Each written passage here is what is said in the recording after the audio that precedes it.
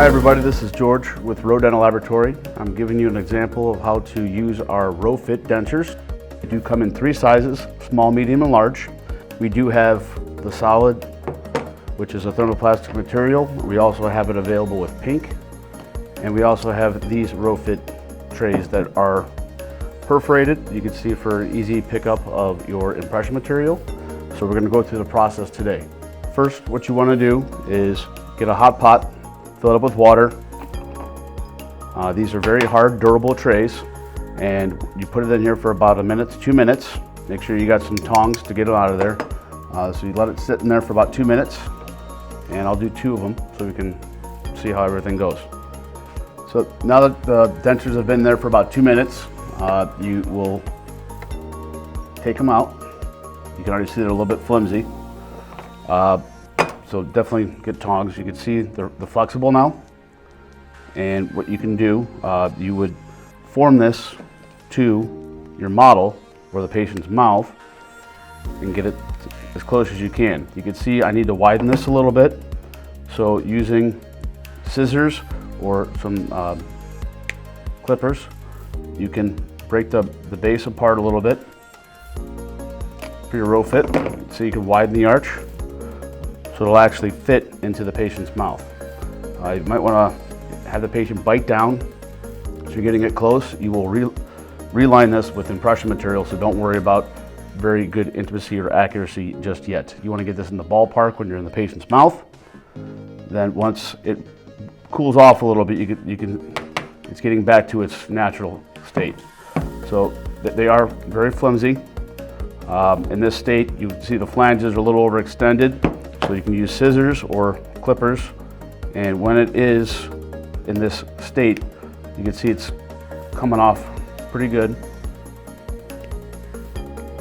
And you're just trimming the borders to make sure it fits into the patient's mouth. And that way, when you do a reline, it has the excess material will go around and get your anatomical landmarks, so we can use this to properly make your final denture. So I'm going to trim both sides. As you can see, it's going pretty smoothly. It does move out of the way. It's a thermoplastic material.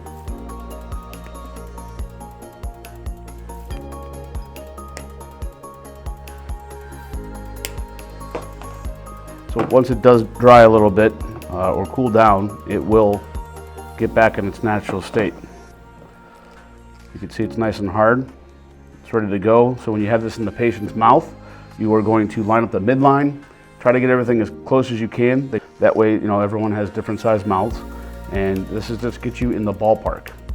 So once your appliance is back to the hard state, you will get some impression material. You can use anything to actually, put a little material. So you have little spacers. That way you have an even coat of impression material throughout the whole appliance, and it doesn't bottom out. So I'm going to let that set.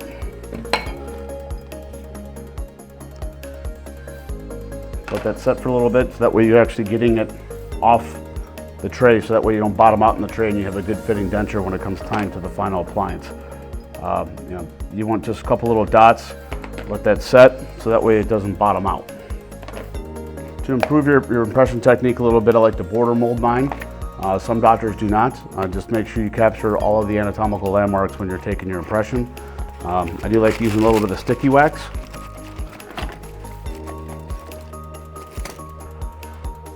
So I'm going to border mold this, capture everything.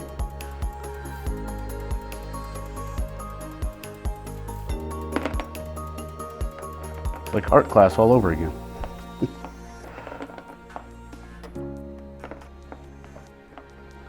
By the time you're done border molding, you can use putty, you can use impression material, whatever you feel fit.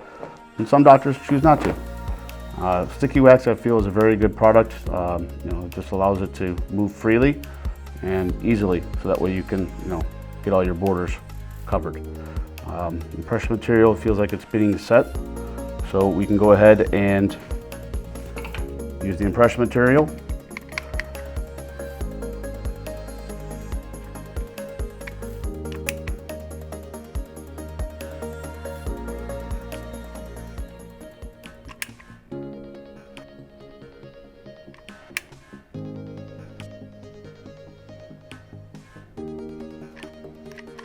And with this technique, you are going to eliminate the bite block and also the setup for trying. This is going to be for both.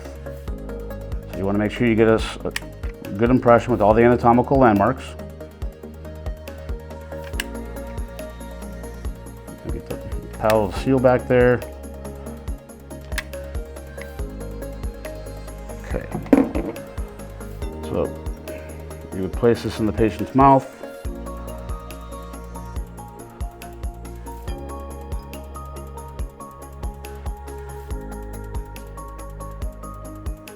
You can see you get a little overextension here in the buccal roll, and it's going in the palatal seal, so that'll be good. So you want to hold that in place until the patient, has this fully seated. And during this point, you'll let this set because you're capturing all the anatomical landmarks, and it's very important. You can see the material is going through the tray, and after it sets, we will trim it if you'd like, take it out, put it back in, and you will use your tools, either grind with a handpiece to make the occlusal adjustments. You can use a Sharpie to mark your midline. Please take a photograph with a cell phone or camera in this as it's setting. So that way, after it's set, this way you can, tell us where the midline's at and all the corrections we need to make. So after everything is set up, you remove it from the model or from the patient's mouth. You can do all your trimming on it as you'd like. Just make sure you do all your occlusal adjustments to fine-tune your bite. Take a bite registration with this and submit that to the lab so that way we can do a 360 scan of this and send you a completed impact digital denture. If that does not work for you, we have a thing called reverse reset, and we will just use the denture we sent you and make the necessary adjustments and get everything dialed in so that way the patient has a full denture in just 3 chair time appointments if we didn't get it right the second time.